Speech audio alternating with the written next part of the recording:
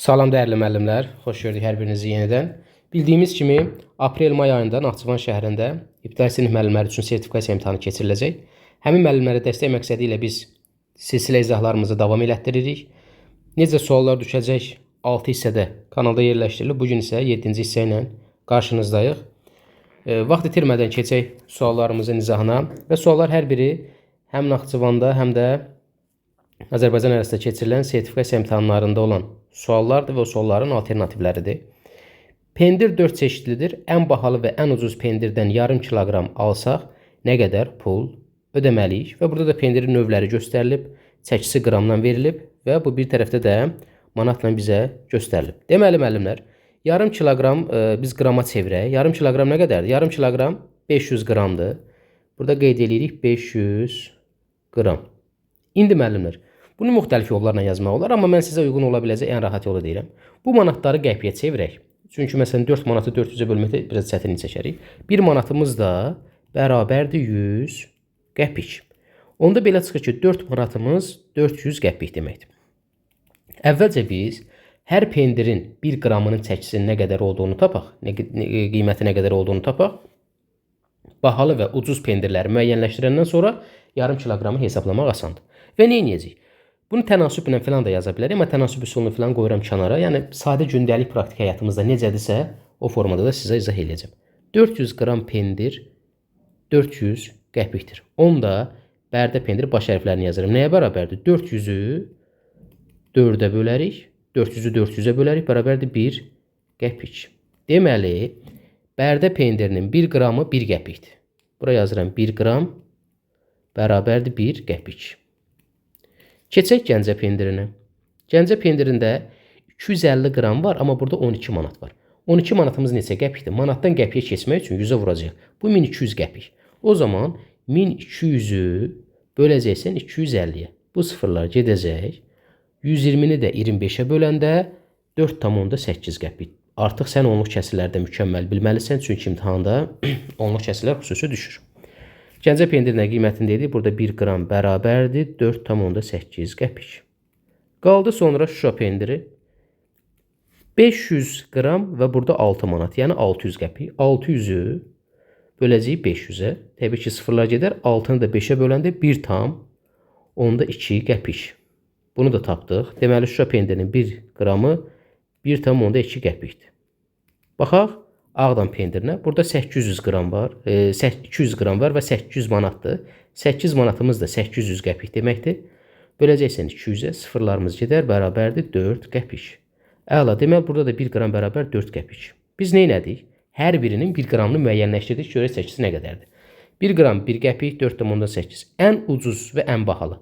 Ən ucuz hansıdır? Baxıram ki, 1, 4,8, 1,2, 4. Bir növ onluq kəsilən və tam ədədlərin müqayisəsi də var. 1 qəpik. Deməli, ən ucuz Bərdə pendiridir. Ən ucuz Bərdə pendiridir və Bərdə pendirinin 1 qramı 1 qəpikdir. Bizdən də yarım kiloqram deyir, yəni 500 qram.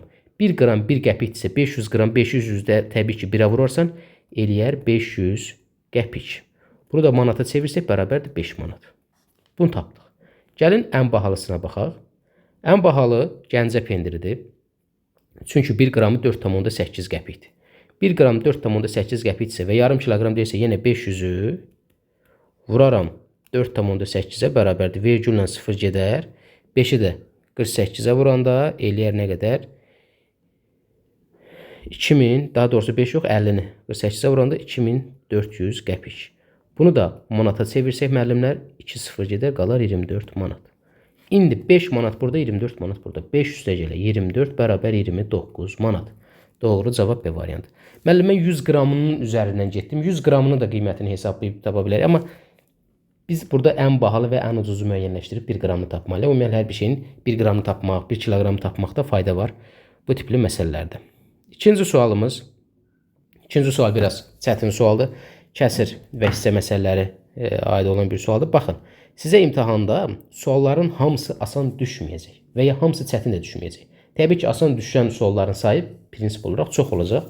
Bunu indiyə qədər keçirilən imtahanlara əsasən rahatlıqla deyə bilərik. Orada sizə 3-4 dənə, 2-3 dənə sual çətin gələcək. Bu da tam normal imtahan formatda. Bütün suallar asanda olmalı deyə bir şey yoxdur.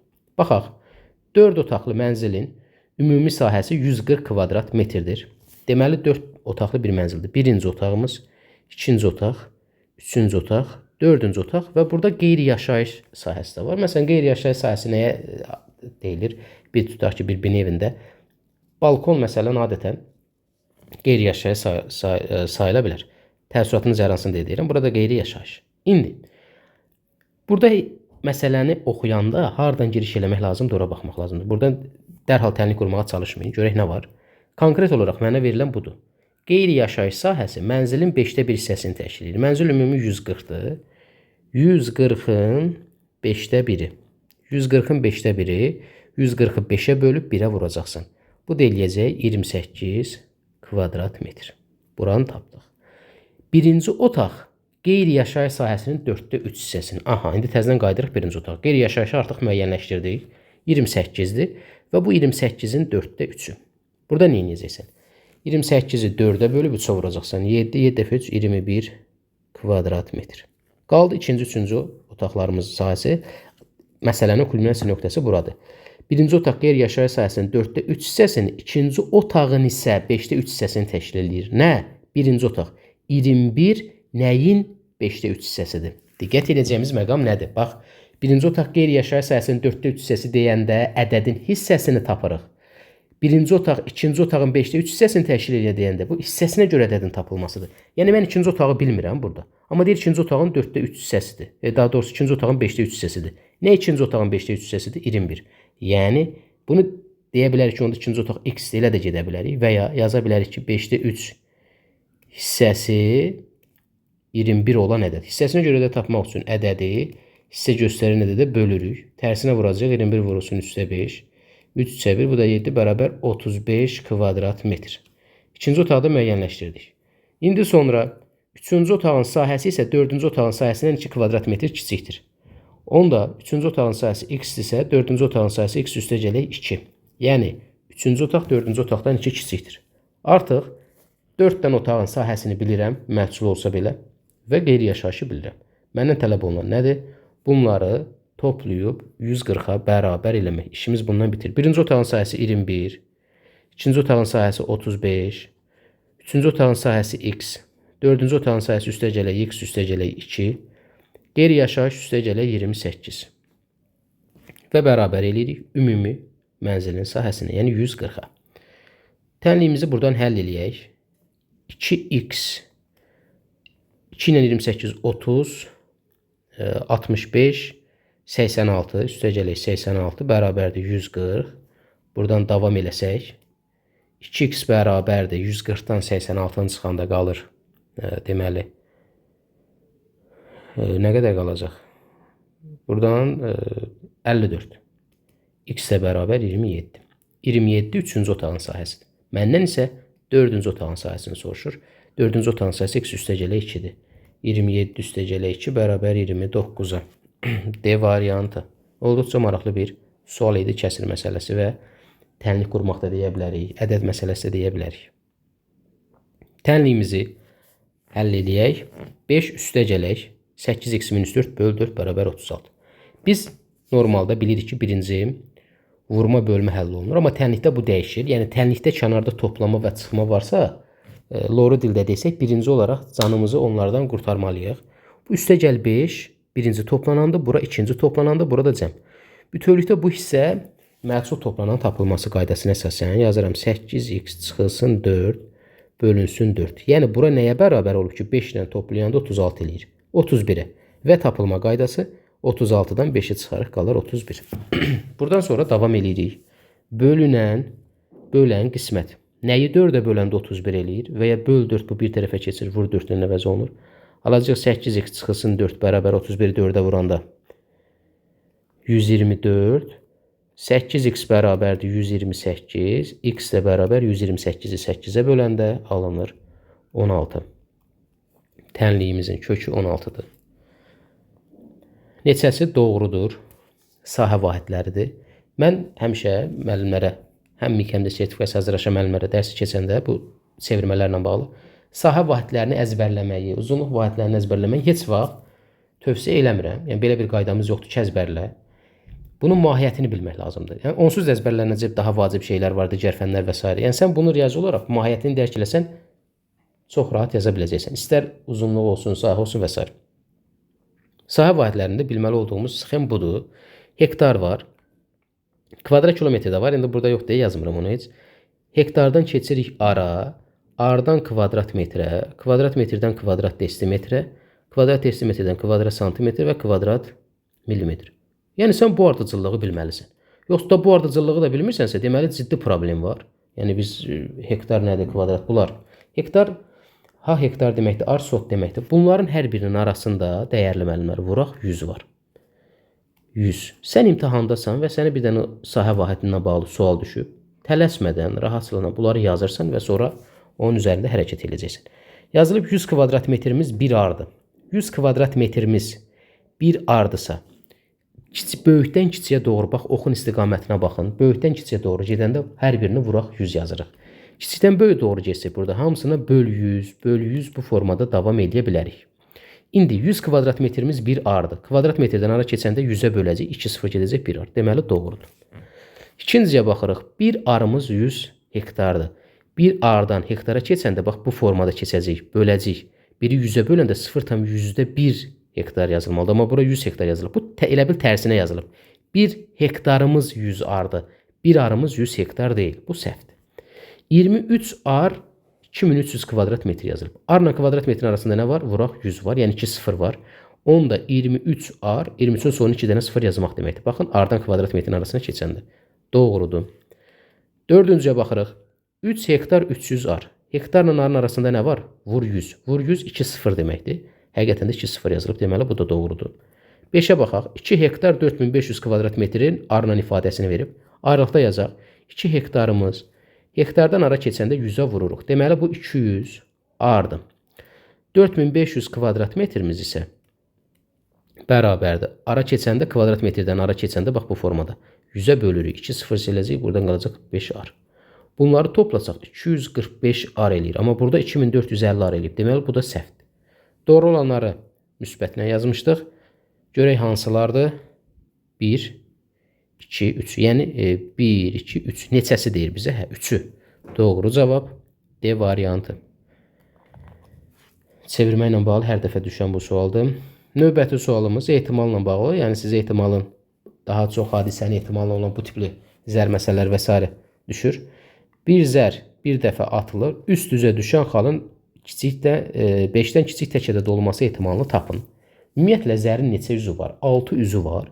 Və zərin 6 üzündə xallar 1-dən başlayaraq 1, 2, 3, 4, 5, 6 olaraq sıralanır. Hadisənin ehtimalı E hərfi bərabərdir. Əlverişli hallar, əlverişli hal. Yəni, bəzən bunu da sizdən nəzəri olaraq soruşa bilər. Bölünsün bütün hallar. Bütün hal. Dəyərli müəllimlər, əgər bizdə bir zərdən söhbət gedirsə, bütün hallarımız 6 olacaq. Çünki 6 dənə üzümüz var. 2 zər olsa 36 olur. 5-dən kiçik tək ədəd. Tək ədədlər hansılardır? Sonu 1, 3, 5, 7, 9 ilə bitən və ya 2-yə bölünməyən ədədlər. 5-dən kiçik tək ədədimiz 1-dir, bir də 3-dür. Əlverişli hallar da bizdən soruşulan. Olacaq 6-da 2. Ehtimal 6-da 2 kimi də saxlanıla bilər və ya ixtisarla da yazıla bilər 3-də 1. İkisi də eyni zamanda təbii ki, ola bilməz. Eyni 2, bir testdə 2-dən eyni cavab ola bilmir. Doğru cavab 3-də 1. Burada dropla yazılıb. Doğru cavab C variantı. 6-cı sualımız həndəsə ilə bağlıdır. İmtahanda hər bir sual rəsmi imtahanda istifadə olunmuş sual və onların alternatividir. 6-cı sualımız düzbucaqlının perimetrinin 4-də 3 18 santimetrdir. Bu nəyin tapılmasıdır? Hissəsinə görə dədin tapılması. Baxın, biz kəsir məsələlərində, hissə məsələlərində test deyirik. Hissəsinə görə dədin tapılması, ədədin hissəsinin tapılması. Amma bunu testdə hardadır, hansıdır, bunu bilmək üçün müəllim harda ədədin hissəsidir, harda hissəsinə görə dədin, onun testdə diqqətli olmaq lazımdır. 4-də 3 18. Perimetr nə qədərdir? X 4-də 3x bərabər 18 deməkdir. 18-i 4-də 3-ə bölürük. Bu belə. Və ya nəyin 4-də 3-ü 18 eləyir? 4-də 3-ü 18 olan ədəd. Bu formada yanaşmaq lazımdır. Hissəsinə görə ədədin tapılmasıdır. Yəni birinci hissə yazılıb, hissə göstərən ədəd. Hissəsinə görə ədəd tapmaq üçün ədədi hissə göstərən ədədə böləcəyik. 18 bölünsün 4-də 3. Tərsinə vuracaqsan, vurulsun 3-də 4. 3 3-ə 1, 18 3-ə 6 dəfə də 4, 24. Deməli, düzbucaqlının perimetri 24-dür. İndi bizə deyir ki, 24 olub ki, 24-ün 4-də 3 18 edir. Perimetri bu düzbucağın perimetrinə bərabər olan kvadrat. Aha, kvadrat bütün tərəfləri bərabər olan düzbucaqlıdır. Bunun da perimetri 24-dürsə, 24-ü 4 yerə bölərəm, eləyər 6 sm. Və bunun daxilinə çəkilmiş çevrə. Bu ən məşhur suallardandır. Hər demək olar ki, hər sertifikasiya imtahanında düşür. İndi bunun radiusunu soruşur. Biz də bilirik ki, əgər kvadratın daxilinə çevrə çəkilibsə, bunun diametri tərəfə bərabərdir. Bunu əzbər qayda kimi bilməsən də bunu vizual olaraq görə bilirsən onsuz. Diametr tərəfə bərabərdir. Deməli, diametr bərabərdir tərəf. Radius isə diametrin yarısıdır. Onda 6-nı böləcəksən 2-yə bərabər eləyəcək 3. Doğru cavab 3. Yəni qayda belədir ki, radius kvadratın daxilinə çəkilmiş çevrənin radiusu tərəfin yarısına bərabərdir. Mən də isbatını verdim ki, diametrə bərabərdir, diametrin də yarısı radiusdur. Gəldik növbəti faiz məsələsi, son artırılan mövzulardan da diqqətli olun. Futbol klubu 20 oyunun 8-də qalib gəlib. Klub qalan 10 oyunun neçəsində qələbə qazanmalıdır ki, bütün oyunların 40% qələbə ilə nəticələnsin. Bizim neçə oyunumuz var? 20 oyun burada var. Qalan 10. Demirəm bu 20 oyundan. Qalan 20 oyun 10 oyun deyirsə, ümumi oyun sayımız 20 üstə gələ 10 bərabərdir 30 oyun. Ümumi 30 oyundur. İndi deyir ki, ümumi oyunların 40% qələbə elənəcək. 30-un 40% sıfırlarımız gedir, bərabərdir 12 qələbə. Deməli, mən 12 qələbə qazanmalıyam ki, bu 40%im qələbə nəticələnsin də. Bəs neçəsində də qalib gəlmişəm? 8-ində. Deməli, mənim neçədə nə qalib gəlməli olan oyunum var? 12-dən 8-i çıxaram, bərabərdir 4. Doğru cavabdır. Faiz məsələsi ilə bağlı ibtidai sinif müəllimi üçün orta səviyyəli bir sualdır. Deməli, burada analizimiz nədir? 20 oyunun üzərinə 10 gəlirik, ümumi oyun sayını tapırıq, yəni bütün oyunu tapırıq. Bütün oyunun 40%-ni tapırıq. Ədədin faizini tapmaq üçün ədədi faiz göstərəndə də vurub 100-ə bölürük. 12 dənə. Deməli, 12 qələbə qazanmalıyım. 8 qələbəm artıq var. Növbəti 4 dənə qələbə mənə lazımdır ki, şərtim ödənsin. Bu qədər dəyərli müəllimlər. Bu izahlar izah xatirinə deyil, sözün əsl mənasında sizi imtahana çox böyük köməyinizə gələcək izahlardır. Sizdən isə istənilən bu qədər əməyə rəğmən kanala abunə olub paylaşmaq kanala dəstəkdir. Sağ olun dəyərli müəllimlər. Növbəti izahlarımızda görüşərik. Hələlik.